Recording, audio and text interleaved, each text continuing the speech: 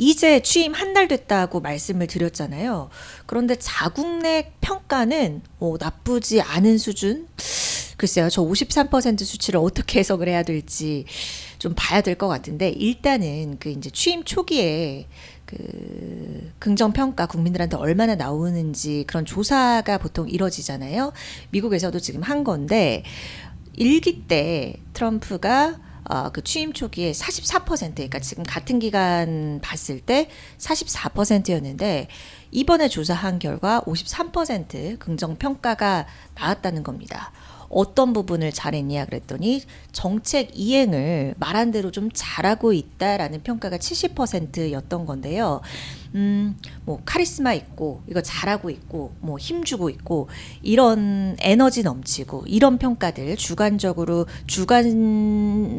답에 이런 평가들이 좀 있었다고 합니다. 그리고 그 정책 이행 어떤 걸 잘하냐 했을 때, 불법 이민자 추방이라든지 국경 군 배치에 관련해서는 아주 긍정적으로 높은 수치로 발표가 됐습니다. 각각 59%, 64% 발표가 됐는데, 이것은 뭐 트럼프가 이미 후보 시절부터 굉장히 힘줘서 말했던 부분이긴 하죠. 불법 이민자 추방이라든지 국경 군 배치 관련해서는 전반적으로 미국 국민들이 긍정적인 평가를 내놓고 있다는 것을 우리가 알 수 있는 수치이고요. 다만 갈린 게 바로 물가 관련해서입니다. 물가 문제 관련해서는 트럼프가 충분히 다루지 않고 있다가 66%로 과반을 넘었고, 좀 압도적으로 좀 높은 좀 부정적인 평가가 있었습니다. 그리고 관세 관련해서도 중국에 관련해서는 그게 50% 잘하고 있다가 넘었었거든요. 그런데 뭐 캐나다라든지 멕시코, 유럽 연합에 대해서 이제 할 부분에 대해서 그 부분에 대한 의견을 물었을 때는 50% 미만이었어요. 그러니까 중국 제외해서 타국 관련해서는 미국민들이 좀 긍정적으로 보고 있지 않다. 왜냐하면 아무래도 이제 인플레이션, 물가 관련해서 연결이 되는 문제이기 때문에, 그들도 바로 피부에 맞닿는 수치이기 때문에 아무래도 물가 관련해서는, 관세 관련해서는 반대 의견도 꽤나 높았다, 이렇게 볼 수가 있는 것이고요. 그리고 이제 영향력을 점차 확대해 가고 있는 일론 머스크와 이 도지의 정보 효율부의 정부 영향력에 대한 의견을 물었더니, 이것과 관련해서는 거의 51대 49로 굉장히 팽팽히 맞섰다는 부분도 좀 재밌게 볼 부분이 아닌가 싶습니다.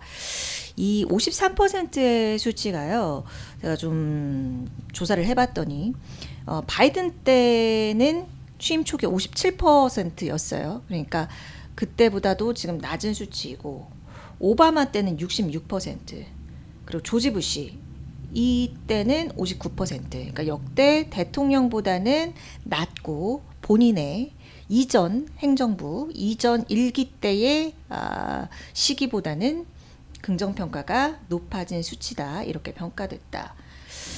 우리나라는 문재인 대통령이 84% 정도였었고요. 윤 대통령은 52% 정도였었습니다. 참고차 말씀을 드려봅니다.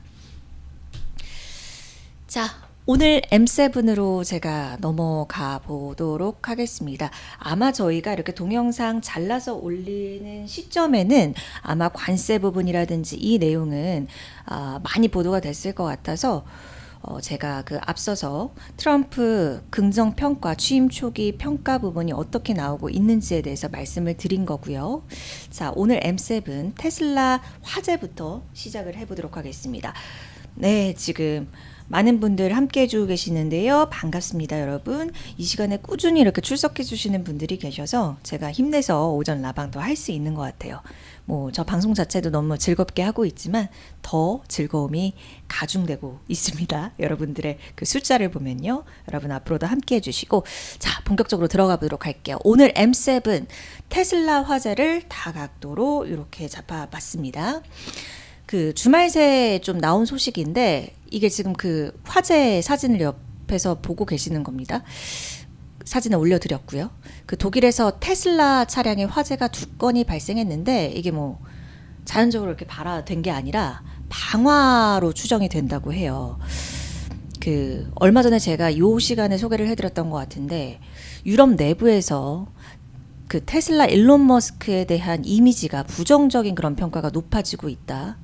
그런 약간 극우 세력에 대해서 조금은 옹호하는 이미지, 그리고 이런 머스크의 급진적인 이미지가 영향을 주고 있다. 그래서 그것을 일컬어 일론 효과다. 이렇게 얘기를 하고 있다고 제가 말씀을 드렸었던 것 같은데, 무관하지 않다고 지금 평가들을 좀 해볼 수 있는 것 같아요. 지금 특히나 독일에서 그 판매량 급감했다는 소식을 전해드렸었어요. 전년 대비해서 최근에 60% 가까이 감소를 했고, 인기 차량도 판매가 좀 안 되고 있다. 이런 내용이 나오고 있는 와중에 화재가 발생을 한 겁니다. 좀 살펴봤더니요, 그 테슬라가 독일의 이런 노동 문화와 특히나 갈등을 빚고 있는 양상이 좀 전개가 되고 있는데, 머스크는 그 실리콘밸리식의 고강도 업무를 요구를 하는데, 독일은 뭐 병가율도 높고 또 이런 유급휴가 사용하는 부분에 대해 있어서도 이거 당연히 해야지라는 이런 분위기가 있는데, 이런 근로 문화가 좀 충돌을 하고 있다. 최근에 그리고 머스크가 직접적으로 저격을 하기도 했어요. 병가율이 그렇게 높다고 이거 문제가 있다, 이렇게 얘기를 하기도 했고요. 그리고 또 직원들이 어떻게 또 근로하고 이제 불시 점검해서 이게 논란이 되기도 했습니다. 이런 가운데 머스크가 독일의 극우파인 AFD를 좀 지지하고 나섰는데, 이 AFD가 반이민 규제 완화 주중하는 극우 정당입니다.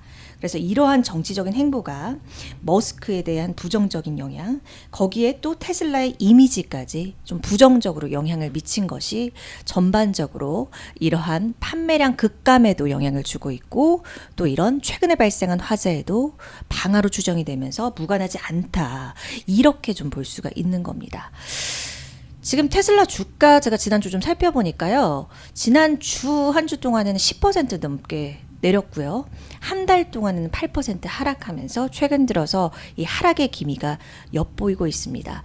독일이라든지 프랑스 판매 많이 하고 있던 데서 자꾸 차량 인도량 감소 소식 들려오는 가운데, 중국에서도 판매량 뚝 떨어졌다고 합니다. 11% 정도 1월 차량 인도량이 감소했는데, 주목할 것은 이거죠. 뭐 다른 데도 이 정도씩 떨어지면 되는데, 같은 기간 중국의 비야디는 47% 증가했다는 점은 여러분 테슬라 만약에 갖고 계시다면 한 번씩 체크해 보실 부분이라고 생각이 듭니다. 자, 다음은요, 애플 준비했어요. 애플이 탁상형 로봇을 개발 중이라고 하는데, 최근 뭐 아이폰 판매 부진이라든지, 그리고 뭐 애플가 개발 중단 소식은 이미 알고 계실 테고요. 그래서 이제 이 대안으로 애플이 로봇 개발의 속도를 붙이고 있다라는 내용인데요. 뭐 표현형 그리고 뭐 기능형, 이렇게 두 가지로 나눠 출시를 한다고 하죠. 2027년까지 출시할 수도 있다. 이때쯤에 출시를 할 것이고, 가격은 $1,000 수준, 그러니까 우리 돈으로 한 125만 원 정도 내 수준이 될 것으로 보이는데, 글쎄요, 이게 지금 이미지가 아무래도 예시 이미지이기 때문에 사실 저는 이걸 봤을 때 그렇게 혁신적이진 않고 애플답지 않은 것 같은데라는 느낌이 저는 개인적으로 들었었거든요.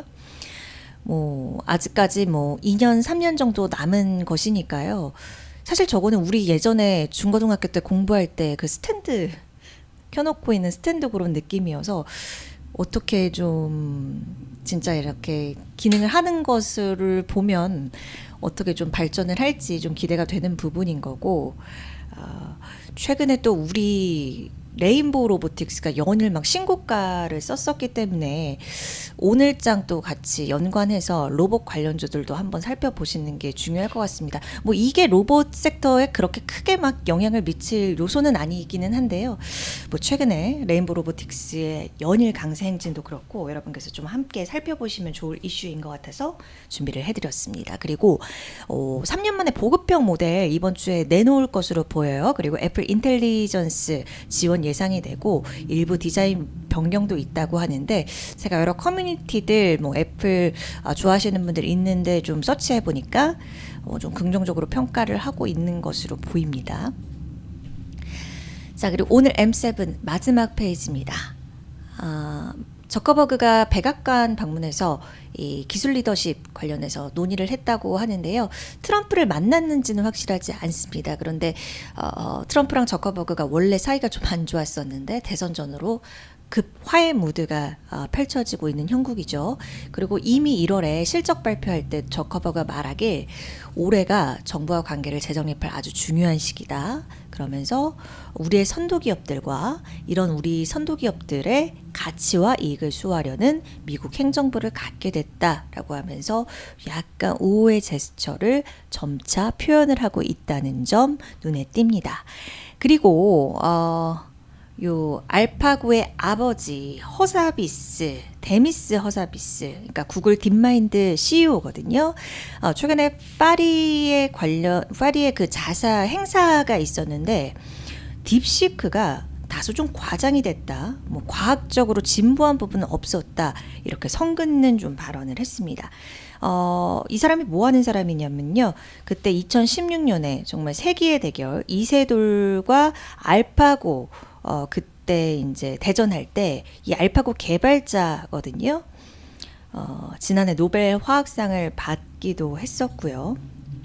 그런데 최근에 이제 딥시크의 영향력 있는 그런 이슈를 보고 과학적 진보는 없었고 다만 중국에서 개발된 AI 중에 가장 나은 건 맞다라고 언급을 했습니다.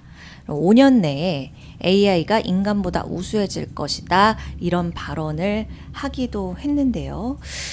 최근 이제 딥시크를 놓고 미국 내부에서도 아무래도 많은 평가들이 좀 잇따르고 있는데 최근에 이제 정책 분석가 찰스 퍼거슨 말을 좀 보니까 중국이 이렇게 적극적인 정책 통해서 반도체부터 AI까지 디지털 기술 전반에서 기술적 우위를 굉장히 추구해 온 데 비해 미국이 뭐 안주, 무능, 탐욕으로 인해서 좀 효과적인 대응을 하지 못했다.